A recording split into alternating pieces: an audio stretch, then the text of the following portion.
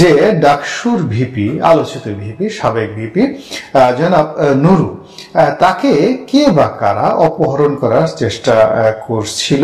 ঢাকার বাড্ডা এলাকার একটি ব্যস্ততম সড়ক দিয়ে তিনি যখন যাচ্ছিলেন তার সঙ্গী সাথীদের নিয়ে, তখন ডিবি পরিচয় কিছু লোকজন তাকে অপহরণ করার চেষ্টা চালায় বলে তিনি ফেসবুকে এসে অভিযোগ করেছেন এবং তিনি একথাও বলেছেন যে তার ড্রাইভারকে তারা নিয়ে গিয়েছে, গাড়িও নিয়ে গিয়েছে এবং তার সঙ্গী সাথী কয়েকজনের খোঁজ খবর তিনি পাচ্ছেন এবং তিনি তার অন্য কয়েকজন সঙ্গী নিয়ে প্রাণ ভয়ে নিকটস্থ একটি জনবহুল মার্কেটে ঢুকে পড়েন এবং সেখান থেকে তিনি সঙ্গে সঙ্গে ফেসবুক লাইভে আসেন এবং পরবর্তীতে অন্য একটি ভিডিওর মাধ্যমে তিনি ডিটেলস বলেন।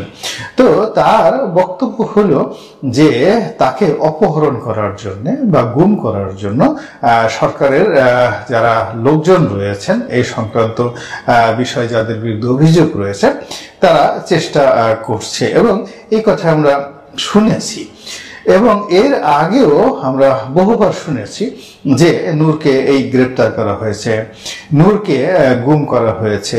এর আগে আমরা আরো অনেকবার শুনেছি যে নূর যখন তাদের গ্রামের বাড়িতে গিয়েছিল সেখানে তাকে বেদমভাবে প্রহার করা হয়েছে এবং তিনি যখন সেই বেদম প্রহারের কারণে একেবারে সংজ্ঞা হারিয়ে ফেলেছিলেন, তখন চিকিৎসার জন্য যে ঢাকাতে নিয়ে আসবে তার পরিবার বা তার লোকজন, সেটাও করা যাচ্ছিল না।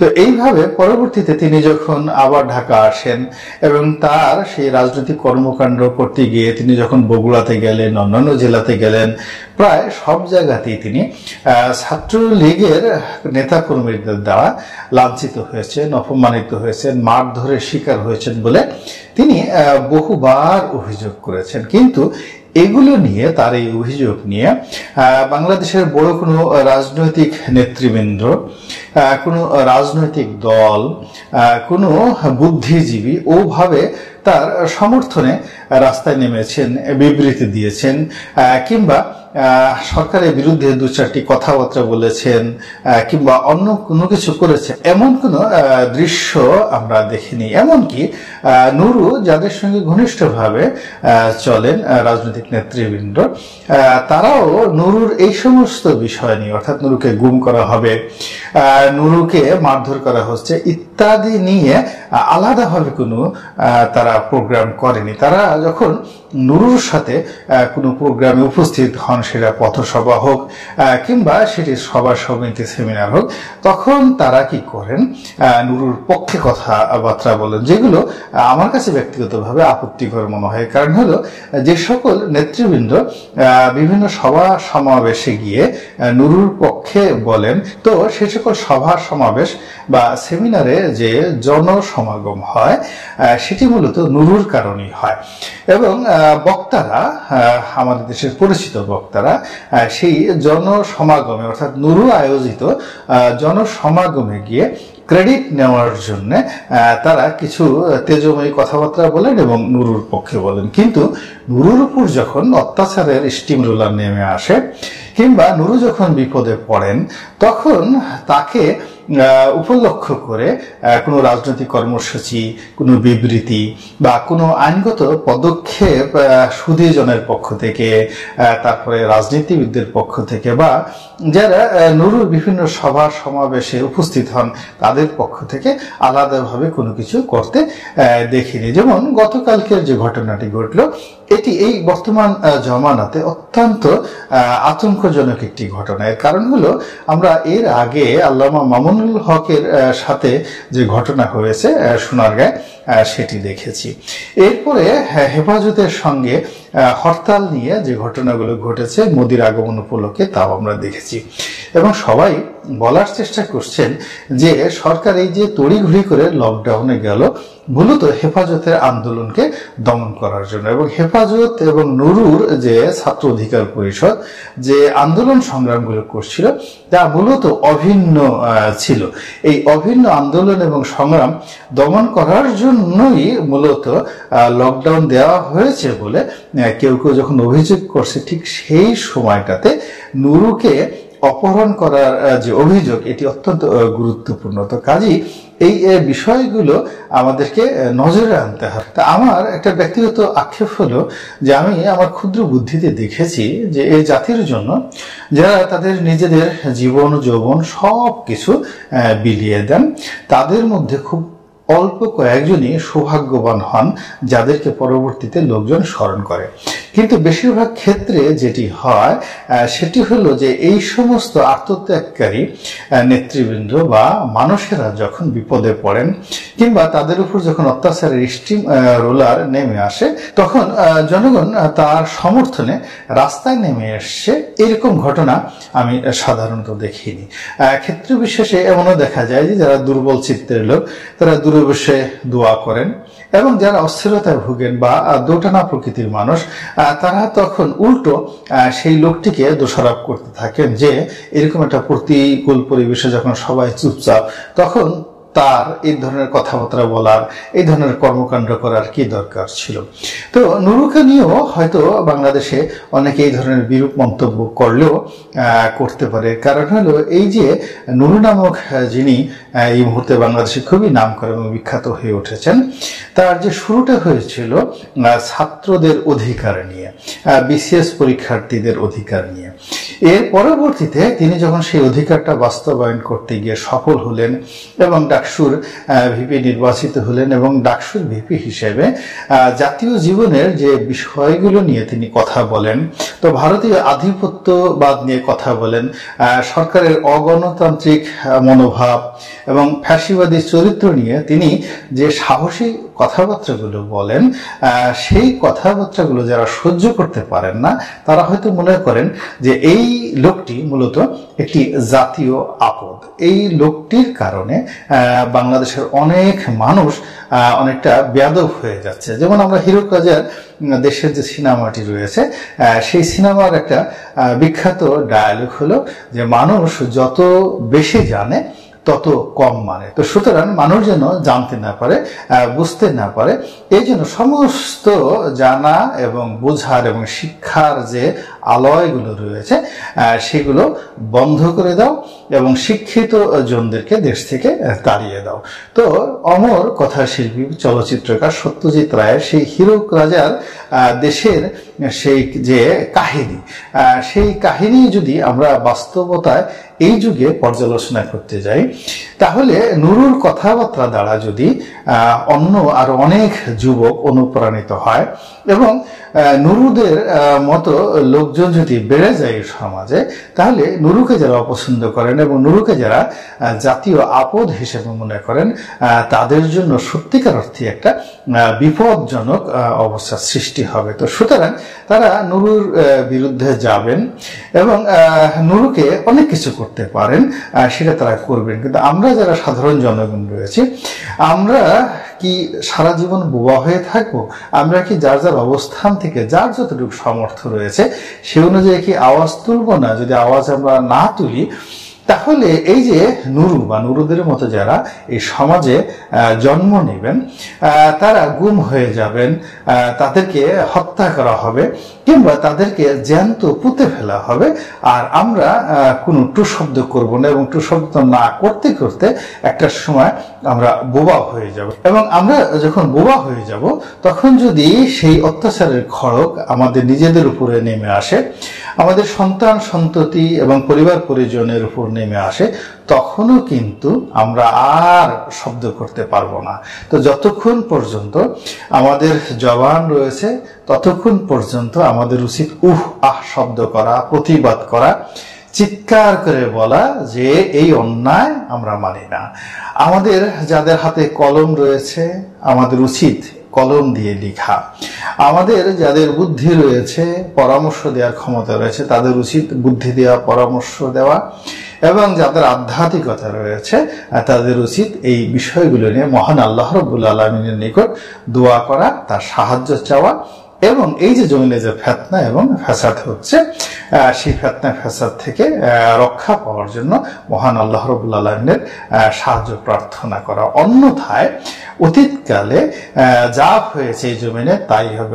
এই যে আমাদের জমিনে যে নুরুদের মতো বিদ্রোহী লোকজন এগিয়ে আসছেন, আমরা যদি সমাজ তাদেরকে ধারণ করতে না পারি, সমাজ যদি তাদেরকে আশ্রয় দিতে না পারি, তাহলে আমাদের চোখের সামনে এদেরকে ধরে অতীতকালে যেভাবে হতো তাদের চামড়া খুলে নেওয়া হতো, তাদেরকে শুলে চড়ানো হতো এবং তাদের সারা শরীরে আগুন জ্বালিয়ে দেওয়া হতো এবং লক্ষ লক্ষ মানুষ, হাজার হাজার মানুষ সেই দৃশ্য দাঁড়িয়ে দাঁড়িয়ে দেখতে, এবং সেই দৃশ্য যখন জমিনে সংঘটিত হতো তখন সেই জমানাকে, সেই কালকে কি বলা হতো সেটা যদি আপনারা বিবেচনা করতে পারেন তবেই আমাদের সকলের জন্য।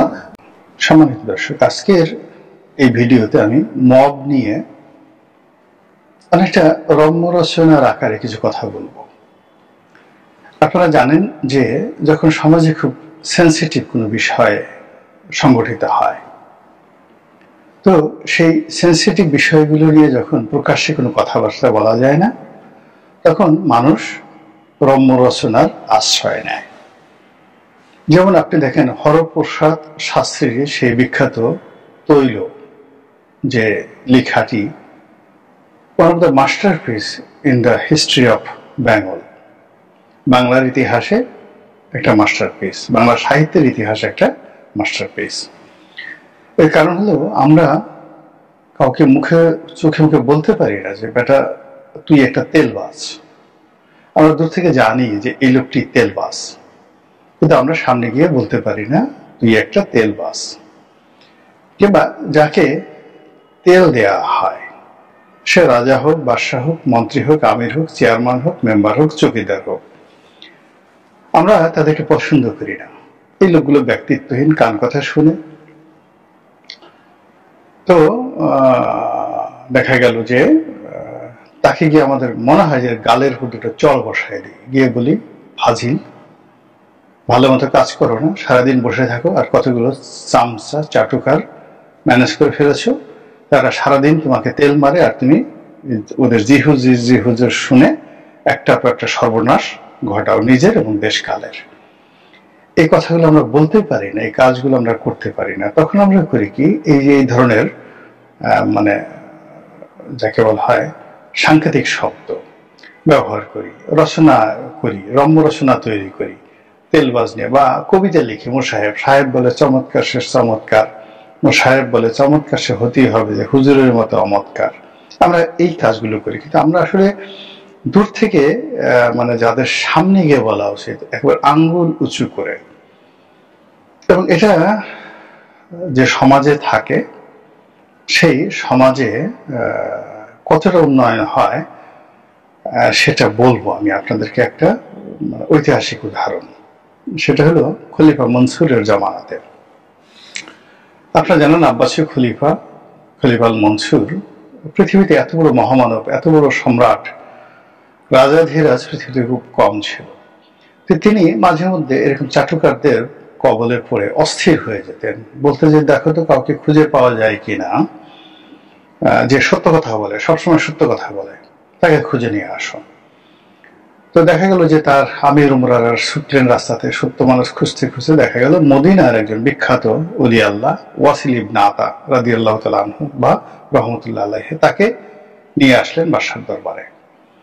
তো ওয়াসিল ইবনে আতা যখন আসলেন খলিফা মনসুরের দরবারে, তখন মদিনা থেকে একটি গ্রুপ আসছে মদিনার যে শাসক, সেই শাসকের বিরুদ্ধে অভিযোগ জানানোর জন্য। এটি গ্রুপ মানে একটা গোত্র, বিখ্যাত একটি গোত্র আসছে, আর মদিনার যে শাসক তিনিও আসছেন। তো এখন মদিনার শাসক এবং ওই গোত্র পরস্পরের বিরুদ্ধে অভিযোগ করছে খলিফার দরবারে, এবং একে অপরকে মিথ্যা সাব্যস্ত করার জন্য চেষ্টা করছে। তো এমন সময় ওয়াসিল ইবনে আতা যখন সেখানে ঢুকলেন, তখন মদিনার যারা গভর্নর, মদিনার যিনি গভর্নর ছিলেন, তিনি বললেন যে হুজুর, এই ভদ্রলোক আসছেন, এই মদিনার খুব মশহুর ব্যক্তি, সারা দুনিয়ার লোকজন জানে এ সত্য কথা বলে। তো সত্য কথা বলে, তো এদের সম্পর্কে একটু জিজ্ঞাসা করেন যে এই গোত্র আমার বিরুদ্ধে যে অভিযোগ করছে এই গোত্রের চরিত্র কি, এরা কি ধরনের মানুষ। ওয়াসিল ইবনে আতাকে জিজ্ঞাসা করেন। খলিফা মনসুর জিজ্ঞাসা করলেন, ওয়াসিল ইবনে আতা বলল যে হুজুর এই খলিফা এই গোত্র খুবই খারাপ, এরা চুরি চামারি করে, দ্বন্দ্ব ফ্যাসাদ সৃষ্টি করে, একজন আরেকজনের বিরুদ্ধে লেলিয়ে দেয়, কুটনামি করে, পাকনামি করে, এবং এমন কোন অপকর্ম নাই। এই অপকর্ম দ্বারা তারা পুরো মদিনার জনজীবনকে তারা রীতিমতো জাহান্নাম বানিয়ে ফেলেছে, এরা লোক ভালো না। তো একথা শোনার পর সেই গোত্রের যারা লোকজন রয়েছে তারা মাথা নিচু করলেন। তখন খলিফা মনসুর বললেন যে তোমরা তো এতক্ষণ মিথ্যা কথা বলছিলে, তো এই তো তোমাদের আসল পরিচয়, কেন তোমরা আমার গভর্নর সম্পর্কে ধরনের বাজে কথা বললে। তখন তারা বললো যে ঠিক আছে, উনি যে কথা বলেছেন আমাদের সম্পর্কে এটা সত্য কথা, কিন্তু আপনার গভর্নর সম্পর্কে তার কাছে জিজ্ঞাসা করেন। তো গভর্নর সম্পর্কে খলিফা মনসুর যখন জিজ্ঞাসা করলেন যে বলো, তখন বললেন যে হুজুর এই লোকটা একটা বজ্জাতের হাড্ডি, এই লোকটা রাষ্ট্র ক্ষমতায় বসে সমস্ত মদিনার জনগণের জীবন সে অতিষ্ঠ করে তুলেছে, যারে তারে ধরে আনে, অত্যাচার করে, যাকে ইচ্ছা তাকে ট্যাক্স মাফ করে দেয়, আবার ট্যাক্স বাড়িয়ে দেয়, এবং এর মতো দুরাচার লোক দ্বিতীয় ব্যক্তি মদিনাতে নাই। আর এই ধরনের মানুষ যখন ক্ষমতার সিংহাসনে বসে দুনিয়া দোজখ হতে দেরি লাগে না। খলিফা মনসুর রাগ হয়ে গেলেন।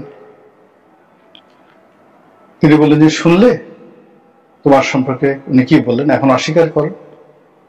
তখন সেই গভর্নর বললেন যে ঠিক আছে হুজুর, এবার আপনার সম্পর্কে এর কাছে জিজ্ঞাসা করেন।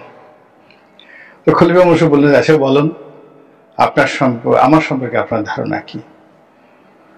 তখন সেই ওয়াসিল ইবনে আতা বললেন যে আপনি হলেন সমস্ত শয়তানদের বাদশা, এই গভর্নরদের মতো লোক মানে আপনি নিয়োগ করে পুরো রাজ্যময় আপনি অশান্তি তৈরি করে ফেলেছেন। আর এই আপনার এই গভর্নরদের কারণে এইরকম দুষ্ট লোক যারা রয়েছে তারা সব জায়গাতে গভর্নরের সাথে যোগ সাজস করে তারা সিন্ডিকেট করে দুষ্টুমি করছে।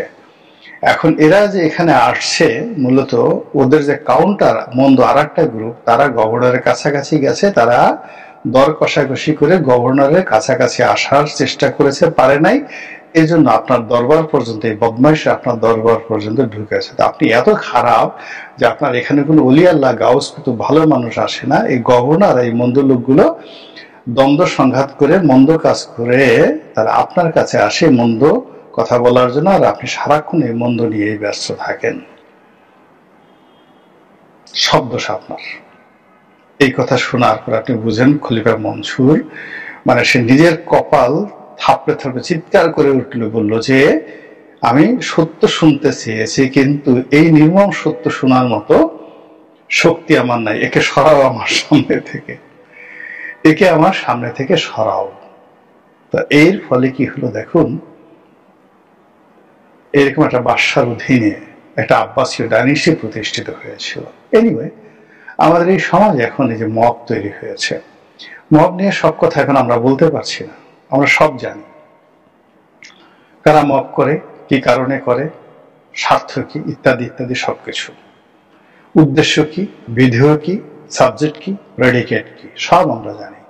মবের সর্বনাম কি, ভার্ব কি, অ্যাডভার্ব কি, নাউন কি, প্রোনাউন কি, সব আমরা জানি।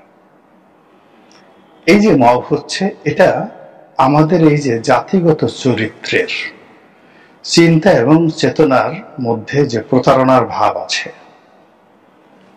আমাদের মধ্যে লোক ঠকানোর যে ভাব আছে, অন্যকে ভয় দেখানোর যে প্রবৃত্তি রয়েছে, এবং আমরা যে একটা সম্মানিত জাতি গঠনের জন্য সমস্ত যোগ্যতা হারিয়ে ফেলেছি, এবং অসভ্যতা নিয়ে অন্যান্য যে সকল অমানবিক গুণাবলী রয়েছে সমাজে, সেই সকল গুণাবলীর যে আমরা ধারক এবং বাহক হয়ে পড়েছি, তা এই যুগে মব আকারে আমাদের সামনে এসে যেভাবে মানে দেখা দিয়েছে, এত বড় অসভ্যতার মহড়া আমাদের এই জীবনে, বাঙালির জীবনে কখনো হয়নি। এই বাঙালির জীবনে মবের রাজ্যের আগে, এখন তো মবের রাজ্য, আগে মগের রাজ্য ছিল, মগের মুল্লুক ছিল। এই জমানাতে ঠগিরা ছিল, এই জমানাতে এই মানে জমিনে বর্গিরা এসেছিল। বহু চোর ডাকাত সন্ত্রাসী তারা এই জনজীবনকে তছনছ করে ছেড়েছে। কিন্তু এরকম মব, আমি তো ইতিহাসের একজন ছাত্র, বিশ্বাস করেন এইরকম সংঘবদ্ধ মব আর কখনো আসেনি। কাজে এই মব নিয়ে এখন আমাদের গবেষণা করতে হবে। এর কারণ হলো এখন যে অর্থনীতি এই মবের দ্বারা পরিচালিত হচ্ছে, মবের দ্বারা নিয়ন্ত্রিত হচ্ছে, মানে পরিচালিত হওয়া আর নিয়ন্ত্রিত হওয়া। এই মবের মাধ্যমে একটা নতুন শ্রেণী মববাস তৈরি হয়েছে, যারা অত্যন্ত প্রফেশনাল এবং এই সময়টিতে পুলিশ, মিলিটারি, বিজিবি, রাষ্ট্রীয় যে কোনো বাহিনীর চাইতে তারা প্রভাবশালী, ক্ষমতাধর। ফলে মানুষ যখন খুব বিপদে পড়ছে এই সময়টাতে, তারা অলি আল্লাহর কাছে যাচ্ছে না, মাজারে যাচ্ছে না, গাউস কুতুব পীর মাশাইখদের কাছে যাচ্ছে না, তারপরে তারা থানা, পুলিশ, প্রশাসন কারো কাছে যাচ্ছে না, তারা এই মববাজদের কাছে যাচ্ছে। পরিস্থিতি যদি একটু ঘোলাটে হয়, বড় হয়, তাহলে তারা ছোট মব বাদ দিয়ে মাঝারি মবের কাছে যাচ্ছে, তারপরে মাঝারি মব বাদ দিয়ে বড় মবের কাছে যাচ্ছে, বড় মব বাদ দিয়ে মবের যে রাজা তাদের কাছে যাচ্ছে। আপনারা জানেন যে সব জায়গাতে একটা তিনটা সংখ্যা আছে। এখানে আমি তিনটা শব্দ ব্যবহার করেছি জাস্ট রূপক অর্থে। তো তিনটি জায়গাতে আছে, যেমন আমাদের যে আমরা শয়তানকে পাথর মারি, বড় শয়তান, মেজর শয়তান আর ছোট শয়তান, তিনটা শয়তান আছে। তো এখানে তিনটা সংখ্যা দেখেন। আবার জাহিলিয়াত যুগে আপনি দেখেন যে তিনজন দেবী ছিল, লাত, মানাত, উজ্জা, এখানেও তিন। এরকম সব জায়গাতে ওই যে শিবের যে একটা অস্ত্র আছে ত্রিশূল, ওখানে তিনটি যাকে বলে সুচাগ্র ফলা, মানে আপনাকে যে খুন করবে, খুন করার জন্য শুধু তলোয়ার দেওয়া হয় না, ওখানে আপনার ত্রিশূল দিয়ে খুন করার মধ্যে একটা যাকে বলা হয় আর্ট রয়েছে। আপনি ওখান থেকে আর বাঁচতে পারবেন না, এই ত্রিশূল।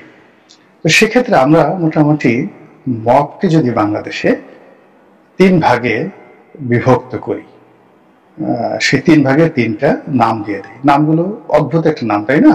নামগুলো পরিচিত। এর কারণটা কি? আপনারা রবীন্দ্রনাথের একটা বিখ্যাত কবিতা রয়েছে, হিং সিং ফট। যে কোনো জিনিস সহজ করে যদি আপনি পাবলিককে বুঝান, পাবলিক বুঝবে না। তাদেরকে যদি রং লাগান, চং লাগান, ঢং লাগান, তাহলে বুঝবে। আমাদের বাংলাদেশের মানুষ সুদ খায়, সুদ দেয়, এবং সুদের মধ্যে ব্যাংকিং ব্যবস্থা চালু আছে, এবং এই সুদের ব্যবসা করে আমাদের এই দেশের অনেক মানুষের সর্বনাশ ঘটেছে, অনেক মানুষ রাজাবাদশা হয়ে পড়েছে। তো সেই সুদকে একটা সুন্দর নাম দেয়া হলো মুদ্রাবা। যখনই নাম হলো মুদ্রাবা, ও মাই গড, না জানি এর মধ্যে কি আছে। আমাদের দেশে একটু আগে একসময় ইংরেজি বলতে পারলে মনে করতো যে না জানি বিরাট কিছু। তারপরে কেউ যদি হিন্দি বলতে পারে, অবশ্যই সে আমাদের সমাজে একজন জানলেওয়ালা মানুষ। কেউ যদি আরবিতে কথায় কথায় একটু আরবিতে কথা বলতে পারে, দু চারটা আয়াত বলতে পারে, কোরআনের আয়াত না বলে এমনি যদি বলে একটু আহালান, ওহা সাহালান, কুল্লুকা জাহালান, আলুকা বাহালান, এরকম যদি কেউ একটু বলতে পারে, মানুষ মনে করে ও মাই গড, কামেল, এত আরবি জানে, বলার মতো না। তারপর যদি একটু উর্দু কেউ একটু দুইটা শের বলে, দুইটা কবিতা বলে, বা এমনি বানায় বানিয়ে এমনি একটু বললো, হাঙ্গু কাঙ্গু পাঙ্গু ইত্যাদি। আরে বাবা, এটা একটা বৈশিষ্ট্য। অনেকে আমাদের সমাজে দেখবেন যে কেউ চুলটা একটু বাঁকা করছে, খুব বুদ্ধি, মাথার পিছনে একটু ঝুড়িয়ে বাঁধছে, দেখাচ্ছে যে তার অনেক বুদ্ধি, হি ইজ ডিফারেন্ট, লম্বা চুল রাখছে। তারপরে কেউ হয়তো ধুতি পরছে, কেউ হয়তো সেই ফরহাদ মাজাহারের মতো লুঙ্গি পরছে, এখন তো তার নাম হয়ে গেছে লুঙ্গি মাজাহার, এরকম নানা রকম। তো এই কারণে এই যে মব, এই মবকে একটি বিশেষত্ব দেওয়ার জন্য তিনটা নাম দিলাম। যেমন ধরুন মবে কুল্লিয়া, মানে সবচেয়ে বড় মব। সবচেয়ে বড় মব মবে কুল্লিয়া, এটা দেশের বাইরে থেকে নিয়ন্ত্রণ হয়। আপনি ওখানে ধরবেন প্রমোশন দরকার, পদ দরকার, পদবি দরকার, তারপরে শেষে যে কোনো একটা অকারেন্স দরকার, সবকিছু দরকার। সর্বোচ্চ পর্যায়ে যদি আপনি যোগাযোগ করতে চান তাহলে আপনাকে মবে কুল্লিয়াতে যেতে হবে, মবে কুল্লিয়াতে যেতে হবে। এটা সর্বোচ্চ মব। আচ্ছা, তারপর হলো মবে মানারাত। এটা হলো যে আপনি একটা শিল্প কারখানা দখল করবেন, টেলিভিশন দখল করবেন, ব্যবসা প্রতিষ্ঠান দখল করবেন, এরকম মাঝারি গোছের বাংলাদেশের মধ্যে সীমাবদ্ধ। তো সেক্ষেত্রে আপনি এই মবের নাম দিতে পারেন মবে মানারাত। এবং ইতিমধ্যে মবে মানারাতের ব্যাপক সফলতা, কুল্লিয়ারও ব্যাপক সফলতা এসেছে, মানারাতেরও ব্যাপক সফলতা এসেছে। একজন যদি উপদেষ্টার পিয়ন, প্রাইভেট সেক্রেটারি বা private assistant, PS, private secretary হলো পিএস, আর পিএ মানে প্রাইভেট অ্যাসিস্ট্যান্ট। এরকম একজন যুবক যার বয়স 25-26 বছর, তো সে যদি কোনো মব না করে 300 কোটি টাকা বা 400 কোটি টাকা গত 1 বছরে সে দুর্নীতির মাধ্যমে অর্জন করতে পারে, তাহলে মবে যারা কুল্লিয়া করতেছেন, সর্বোচ্চ মব করছেন, তারা এই বড় বড় শিল্প গ্রুপ, ধরুন যমুনা গ্রুপ,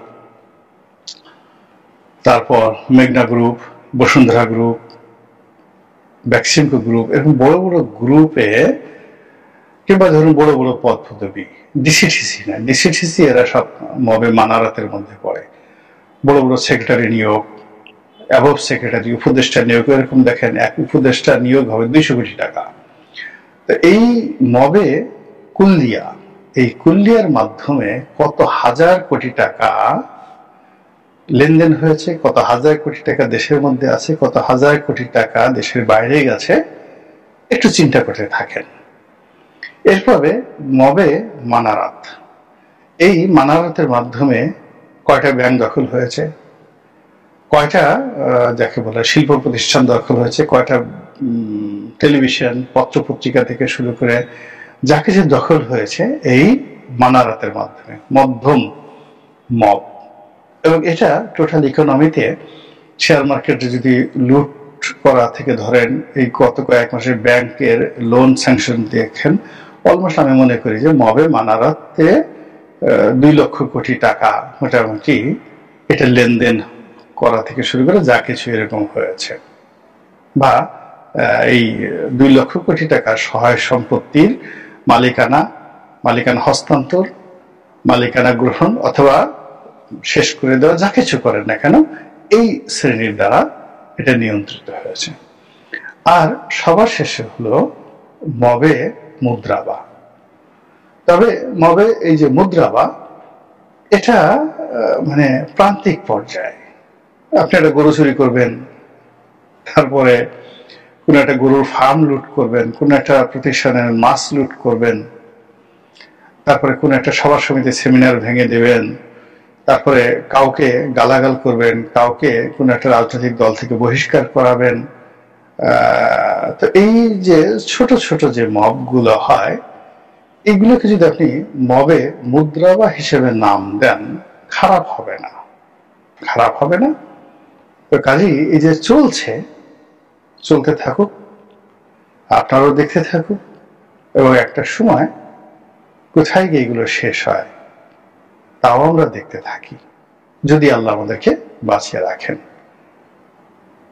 আসসালামু আলাইকুম রহমতুল্লাহি ওয়া বারাকাতুহু। সম্মানিত দর্শক, বাংলাদেশে ধর্মভিত্তিক রাজনীতির চূড়ান্ত পরাকাষ্ঠা চলছে।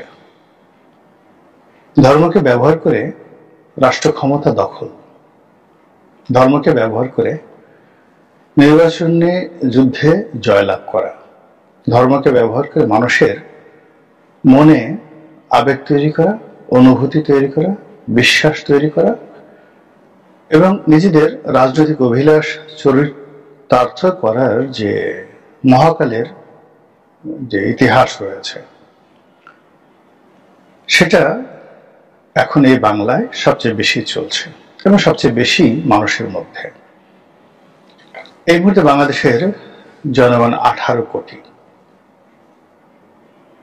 এই 18 কোটি মানুষের মধ্যে যেভাবে বেহেশতের টিকিট বিক্রি করা হচ্ছে, যেভাবে সৎ লোকের হাতে শাসন তুলে দেওয়া হোক, বা নিজেদেরকে অলৌকিক পুরুষ, অসম্ভব পুরুষ, মহামানব এবং বিধাতা, আল্লাহ, খোদা, আপনি যেটাই বিশ্বাস করেন না কেন, তার প্রতিভু মানে তার রহমত এবং বরকত বা তার খলিফা রূপে এই জমিনে কিছু মানুষ বলার চেষ্টা করছেন যে তার আল্লাহর খলিফা রূপে আমাদের দায়িত্ব হলো কোরআনকে বাস্তবায়ন করা, তার ধর্মকে বাস্তবায়ন করা, তার ইচ্ছা, আশা, আকাঙ্ক্ষাকে বাস্তবায়ন করা, এবং এটার সঙ্গে আপনারা যারা যুক্ত হবেন তারা জান্নাতি, আর যারা যুক্ত হবে না তারা জাহান্নামী, দোজখী ইত্যাদি। তো এই যে বক্তব্যগুলো, এই বক্তব্যগুলো বাংলার আনাচে কানাচে এই গত একটি বছরে যেভাবে মসজিদে, তারপরে দেবালয়ে, ধর্মালয়ে, মাঠে, ময়দানে, মাহফিলে, এমনকি রাজনীতির যে সভা সমিতি সমাবেশ রয়েছে, সেখানে যতটা প্রচার করা হচ্ছে, এটা স্বাধীন বাংলাদেশে কোনোদিন হয়নি, পাকিস্তান জমানাতে কোনোদিন হয়নি, আর পৃথিবীর অন্য কোনো দেশে কখনো হয়নি। রাজনীতিতে ধর্মের ব্যবহার নিয়ে আমি কিছু ইতিহাস বলবো, কিন্তু তার আগে মূল কথাটা বলে নেই, যাতে করে যারা আপনারা ইতিহাস শুনতে চান না, গল্প শুনতে চান না, ইতিহাসের কাহিনী শুনতে চান না, সেই সম্রাট জাস্টিনিয়ান, সম্রাট কনস্টান্টাইন, ফেরাউন রামসিস দ্য সেকেন্ড থেকে শুরু করে আলেকজান্ডার, তারা সবাই ধর্মকে কিভাবে ব্যবহার করেছেন এবং কিভাবে পরাজিত হয়েছেন সেই কাহিনীগুলো বলবো। কিন্তু তার আগে যেটা বাংলাদেশে বলে নেই, সেটা হলো খোলামেলা ভাবে বলতে গেলে ইসলামিক দলগুলো, সেটা খিলাফত মজলিস, মামুনুল হক সাহেবের খিলাফত মজলিস ধরেন, চরমনায় পীর সাহেবের দল ইসলামী শাসনতন্ত্র আন্দোলন ধরেন বা ইসলামী আন্দোলন মনে করেন, অথবা জামায়াত ইসলামের কথা ধরেন, তারা সবাই তাদের রাজনৈতিক প্রচার এবং প্রোপাগান্ডাতে ধর্মকে তারা 1 নম্বর শক্তি, 1 নম্বর হাতিয়ার হিসেবে তারা ব্যবহার করার চেষ্টা করছেন। এবং তারা যদি এইবার পরাজিত হন, মানে এইবার যদি তারা বিজয়ী না হতে পারেন, আগামী 50 বছরে বাংলাদেশে ধর্মভিত্তিক রাজনীতির কুল কিনারা পাবেন না। এর কারণ হলো এখন বিভেদটি এত প্রবল হয়ে পড়েছে। ধর্মভিত্তিক রাজনৈতিক দলের ঐক্য, তাদের ন্যারেটিভ, তাদের কথাবার্তা এবং তাদের কর্মকাণ্ড বনাম তাদের বিরুদ্ধে রাজনৈতিক পক্ষ, বিশেষ করে বিএনপি আর আওয়ামী লীগ তো আছেই। আওয়ামী লীগ যেহেতু এখন রাজনীতির সম্মুখ সারিতে নেই, দূর থেকে তারা হাসছে, মুচকি হাসছে এবং মুখ ঝুলিয়ে ঝুলিয়ে বলছে, দেখো আমাদেরকে তাড়ালে এখন বুঝো মজা, কত ধানে কত চাল। তো বিএনপির যারা লোকজন, তারা এই সময়টিতে ধর্মভিত্তিক দলগুলো, তাদের নেতাদের কথাবার্তা শুনে এতটা বিরক্ত, এতটা বিক্ষুব্ধ এবং এতটা সংক্ষুব্ধ, যেটা আওয়ামী লীগও ছিল না এগুলো এদের প্রতি। এর কারণ হলো যে ধর্মভিত্তিক রাজনৈতিক দলগুলোর সঙ্গে বিএনপির অতীতের সখ্যতা, এবং এই ধর্মকে পুঁজি করে বিএনপিও রাজনীতি করেছে। সেই সংবিধানে বিসমিল্লাহির রহমানির রহিম সংযুক্ত করা, ইসলামী দলগুলোকে প্রতিষ্ঠা করা, জামাত ইসলামীকে রাজনীতিতে নিয়ে আসা এবং সর্বশক্তিমান আল্লাহর প্রতি বিশ্বাস এবং আস্থার পাশাপাশি এটিকে একটা সেমি ইসলামিক রাষ্ট্র হিসেবে প্রতিষ্ঠিত করা। এই জন্য বিএনপি প্রথম থেকেই কাজ করে আসছে। বিশেষ করে 2001 সনে বিএনপি এবং জামাতের যে জোট সরকার হয়েছিল, সেই জোট সরকারের কারণে রাষ্ট্রের রন্ধ্রে রন্ধ্রে, অলিতে গলিতে, গ্রামে গঞ্জে যেভাবে সেই ধর্মভিত্তিক রাজনীতির যে বীজ এটি বপন করা হয়েছে, তা এখন 2025 সনে এসে 25 বছরে ফুলে ফলে শোভিত হয়ে ধর্মভিত্তিক রাজনীতি যারা করেন তাদের সবার জন্য বসরার গোলাপের বাগান, চাঁপাইনবাবগঞ্জের আম লিচুর বাগান, সাভারের কাঁঠালের বাগানে রূপান্তরিত হয়েছে। আর বিএনপির জন্য সেই যে 2001 সনের যে ধর্মভিত্তিক রাজনীতির যে বীজ বপন করা হয়েছিল প্রশাসনে, মাঠে ময়দানে, তা বিএনপির মদতে তা এখন বিএনপির জন্য এক একটা বীজ বৃক্ষে রূপান্তরিত হয়েছে, যা বিএনপি মোকাবেলা করতে পারছে না। ফলে কাজেই ভোট যদি হয়, নির্বাচন যদি হয় এবং বিএনপি যদি সেখানে জয়লাভ করে এবং সে মেজরিটি তারা পায়, আগের মতো বিএনপির আগের মেজরিটি অথবা আওয়ামী লীগের জমানার মেজরিটি, তারা এই ধর্মভিত্তিক যারা রাজনীতি করেন তাদেরকে এমন ডলা দিবেন, এমন পেদানি দিবেন, মানে আমরা যেভাবে হামানদিস্তা আপনারা চিনেন যে গ্রামের বুড়ো বুড়িরা একসময় পান ছেঁচে খেত, তো ওইরকম সুপারি পান দিয়ে যেভাবে মানে হামানদিস্তার মধ্যে ফেলে যেভাবে ছেঁচে, আপনারা আরো আগে 60-এর দশকের শেষের দিকে ছিল, মানে আমরা তখন ওই পাঠার পরিবর্তে মরিচ গুঁড়া করা হতো, গুতিয়ে গুতিয়ে এরকম হামানদিস্তা দিয়ে মরিচ হলুদ এগুলো সব গুঁড়া করা হতো। আর ছোট যেটা ছিল মানে পান ছেঁচনি বলা হতো, পান ছেঁচনি, কিন্তু পরিশুদ্ধ ভাষা হলে সেটা হামানদিস্তা। তো এরকম হামানদিস্তার মধ্যে ফেলে বিএনপি আগামীতে যারা ধর্মভিত্তিক রাজনীতি করতে চায়, ধর্ম নিয়ে যারা রাজনীতি করে, এদের সবাইকে মোটামুটি একটা যাকে বলা হয় ডলা, যাকে বলা হয় এই ডলা বিএনপি দেবে দেবে দেবে, এতে কোনো সন্দেহ নাই। ফলে বাংলাদেশে ধর্মভিত্তিক রাজনীতি ভার্সেস বিএনপি রাজনীতি, যে ঐতিহাসিক রাজনৈতিক যুদ্ধের মুখোমুখি হয়েছে, এই রাজনীতির যুদ্ধের গুরুত্ব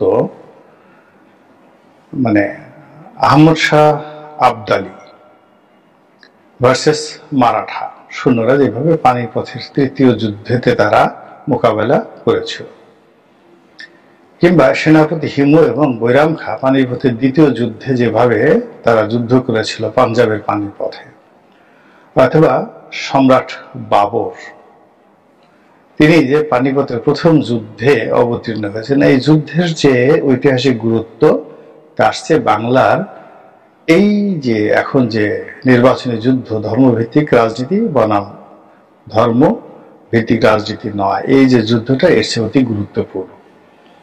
এর কারণ হলো তখন ভারতবর্ষে বাবরের জমানাতে পুরো ভারতবর্ষে 18 কোটি লোক ছিল কিনা আমি বলতে পারবো না, আওরঙ্গজেবের সময়টাতে 35 কোটির মতো লোক ছিল ভারতবর্ষে, কিন্তু বাবরের সময়টিতে 18 কোটি লোক পুরো ভারতে ছিল কিনা বলতে পারবো না। ফলে ভূখণ্ড বড় বিষয় নয়, এখন যে যুদ্ধটা হচ্ছে এটা 18 কোটি মানুষের মধ্যে যুদ্ধটা হচ্ছে, এই জন্য ইতিহাস বললাম। কিংবা ধরুন যখন রোম জয় করার জন্য সম্রাট কনস্টান্টাইন তিনি সেই রোমে গেলেন এবং সেই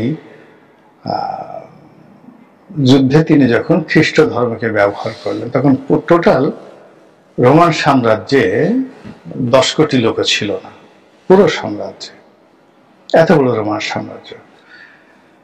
কিংবা ধরুন ফেরাউন রামশেষ যখন ধর্মকে ব্যবহার করে নিজেকে খোদা দাবি করলেন, যে তোমরা এই বিভিন্ন মুসার খোদার কাছে যাও, সে তো খোদা না, আমি তোমাদের রব। আমি তোমাদেরকে বাঁচাতে পারি, আমি তোমাদেরকে মারতে পারি, আমি তোমাদেরকে রিজিক দিতে পারি, তোমাদের রিজিক বন্ধ করে দিতে পারি, হাসাতে পারি, কাঁদাতে পারি, সবকিছু করতে পারি। তো কাজে আমার আনুগত্য করো। তো তিনি এই যে ধর্মকে ব্যবহার করলেন, এটা যখন তিনি করেছিলেন তখন পৃথিবীর জনসংখ্যা 10 কোটি ছিল না, বা 18 কোটি ছিল না, 10 কোটি ছিল না, খুব অল্প সংখ্যক লোক ছিল। এই মানে ওনার পুরো ইতিহাস পাবেন আপনি, মানে আজ থেকে 3300 বছর আগে, মানে 1350 খ্রিস্টপূর্বাব্দে রামসিস দ্য সেকেন্ড, ওনার ইতিহাস পাবেন, একটা লিখিত ইতিহাস। ওল্ড টেস্টামেন্টে পাবেন, নিউ টেস্টামেন্টে পাবেন, তারপরে শেষে কোরআনে তো যতটা আছে, তাফসিরে আছে, মিশরের ইতিহাসে আছে, আর জাদুঘরে তো মানে মিশরের যে ন্যাশনাল মিউজিয়ামে একেবারে তথ্য প্রমাণ সহ সবকিছু আছে। এবং উনি শুধু একা না, ওনার আগে এরকম আরো 10-12 জন ফেরাউন, তারা সবাই নিজেদেরকে কেউ দেবতার পুত্র, কেউ দেবতার ভাতিজা, কেউ মানে তখন দেবতা ছিল আমুন, গডের নাম ছিল আমুন।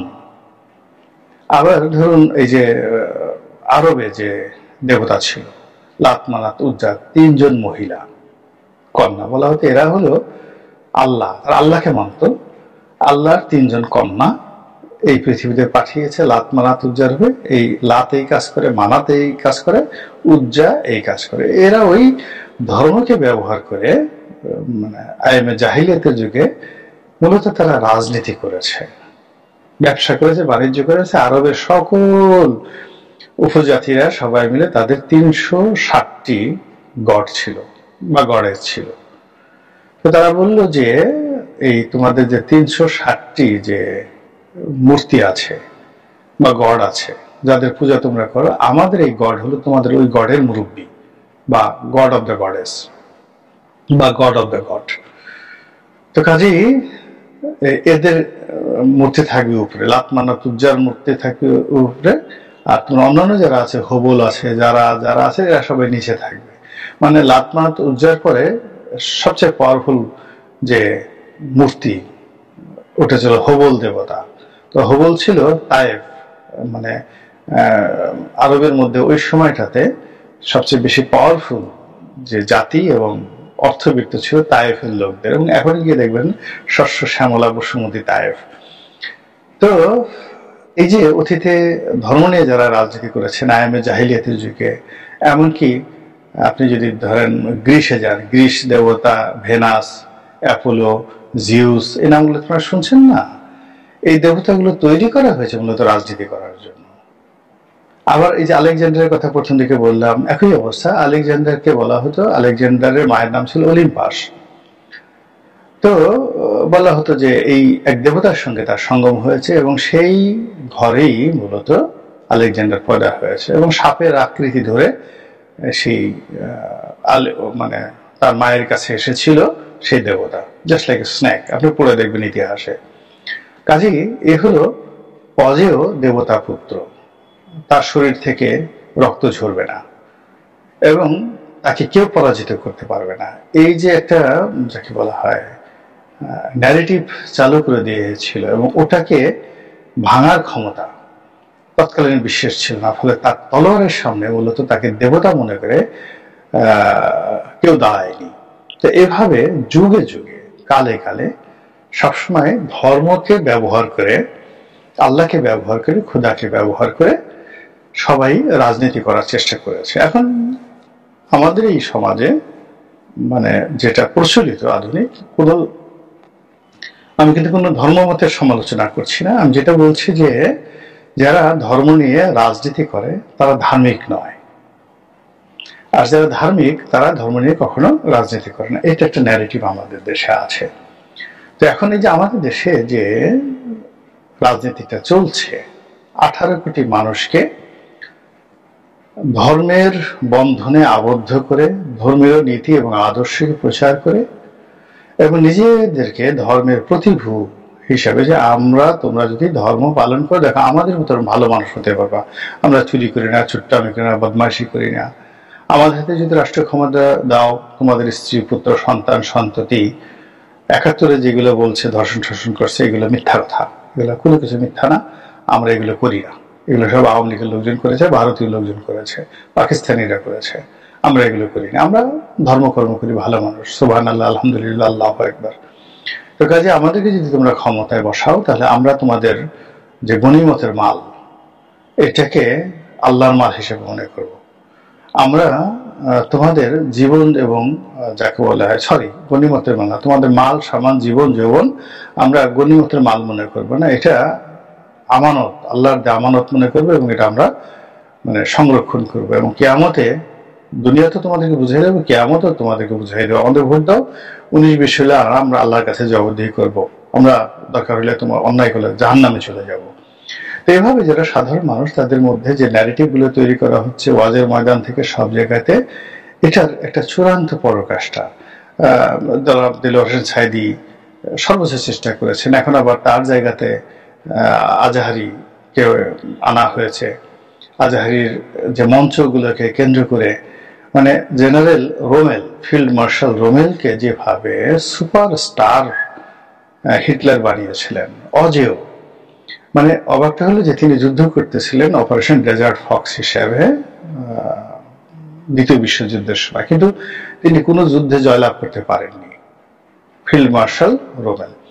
কিন্তু হিটলার জার্মানির বার্লিনে বসে তিনি প্রচার করছিলেন যে প্রতিদিনই ওখানকার যত সংবাদপত্র, তিনি ভুয়া নিউজ প্রচার করছিলেন যে আজকে লিবিয়া দখল করা হয়েছে, কালকে মধ্যপ্রাচ্য দখল করা হয়েছে, এবং আজকে মিত্র শক্তির এই বিমান ফেলে দেওয়া হয়েছে, ইত্যাদি ইত্যাদি নানা রকম। মানে ফিল্ড মার্শাল রোমেলকে রীতিমতো আলেকজান্ডার বানিয়ে ফেলা হয়েছিল, কিন্তু তিনি আসলে যুদ্ধক্ষেত্রে কিছুই করেননি, এবং তিনি বুঝতেও পারেননি যে তাকে নিয়ে ইউরোপে ঘটনা ঘটছে। আর ওখানে যে যুদ্ধের মরুভূমিতে যে যুদ্ধ হচ্ছে, সেই তথ্য ওয়েস্টার্ন ওয়ার্ল্ড রাতারাতি সেটা চেক করতে পারছিল না। ফলে জার্মান যে মানে প্রচারের মেশিন পত্র, গোয়েবলস, তারা যে প্রচার করছিল, সেই প্রচারের ফলে রাতারাতি দেখা গেল যে হিটলারের চাইতেও পূর্ব দুনিয়াতে ফিল্ড মার্শাল রোমেল বিখ্যাত হয়ে গেল। ফলে জনগণের দাবির কাছে, সেই দাবির মুখে জনগণ চাইলো যে আমরা ফিল্ড মার্শাল রোমেলকে দেখতে চাই।